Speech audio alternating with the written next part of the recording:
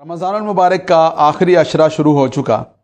اور اب مساجد میں ختم قرآن کریم، تکمیل قرآن کریم کی تقریبات ہو رہی ہیں۔ اس دوران ایک بات بہت شد و مد سے کہی جاتی ہے کہ جی حافظ قرآن کے لیے تراویح پر اجرت لینا جائز نہیں، حافظ قرآن کو کچھ لینا نہیں چاہیے، اسے کچھ دینا نہیں چاہیے۔ تو بھائی یہ آدھی بات ہے،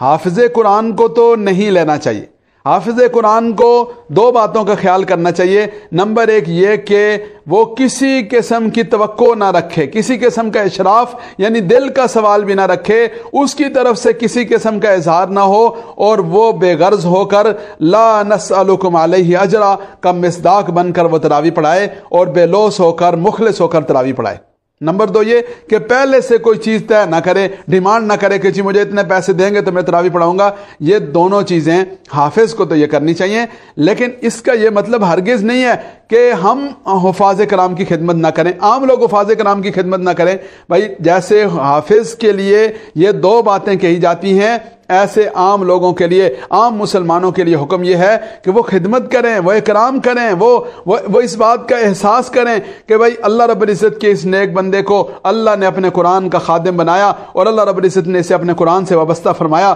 اور ہم نے اس کی اقتداء میں پورا مہینہ نماز پڑھی، ہم نے اس کی اقتداء میں اللہ رب العزت کا قرآن سنا، اور اس قرآن کریم پر اس نے کتنی محنت کی ہے اور کتنا مجاہدہ برداشت کیا اور کس اہتمام کے ساتھ اس نے اپنے آپ کو پابند رکھا اور ہمیں قرآن سنایا، تو اس کی تو جتنی زیادہ سے زیادہ خدمت ہو اتنی زیادہ سے زیادہ خدمت کرنی چاہیے۔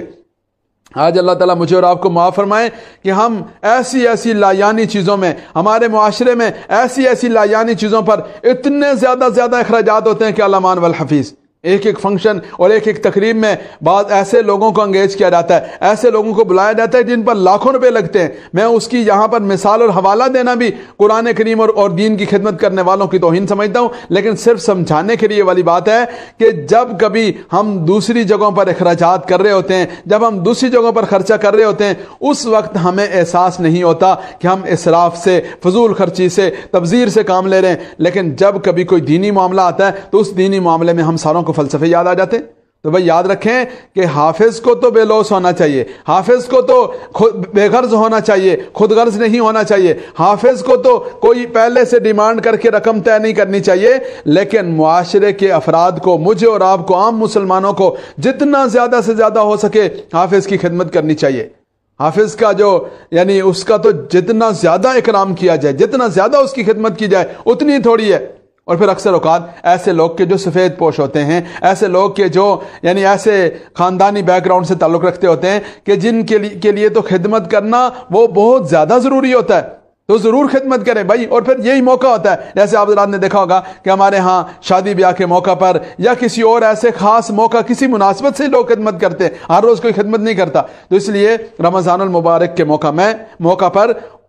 رمضان المبارک کے موقع پر حفاظ قرآن کی اور اسی طرح علماء کرام کی اور دینی خدمات سر انجام دینے والے سارے لوگوں کی خدمت کی جائے۔ اچھا یہ بھی ایک مسئلہ ہو گیا کہ جو آدمی رمضان المبارک میں قرآن سنا رہا ہے اس کی تو خدمت کا اہتمام ہوتا ہے، جو پورا سال قرآن کی خدمت میں، پورا سال مسجد کی خدمت میں، پورا سال امامت میں، پورا سال خطابت میں لگا ہے، اور اس نے باقی سارے کے سارے کام چھوڑ کر اپنے آپ کو مسجد کا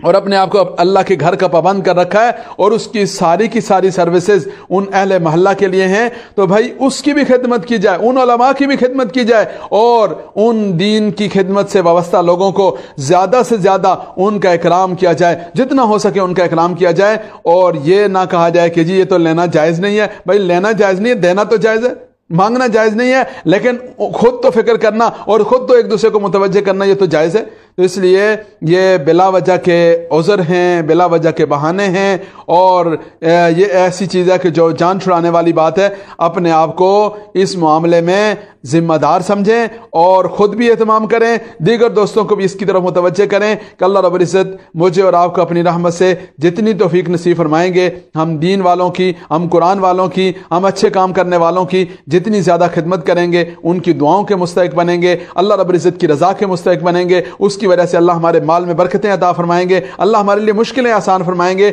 کتنی کتنی اللہ رب العزت کی رحمتیں ہیں، میں اور آپ اس کا تصور نہیں کر سکتے۔ اس لیے اپنے رب کی رحمت سے اجر و ثواب کی امید رکھتے ہوئے زیادہ سے زیادہ قرآن والوں کی، حفاظ کی، ائمہ کی، خطباء کی، مساجد کے خدام کی اور دین کے اور خیر کے کام میں شامل لوگوں کی خدمت کرنی چاہیے۔ اللہ رب العزت ہم سب کو اس کی توفیق نصیب فرمائے۔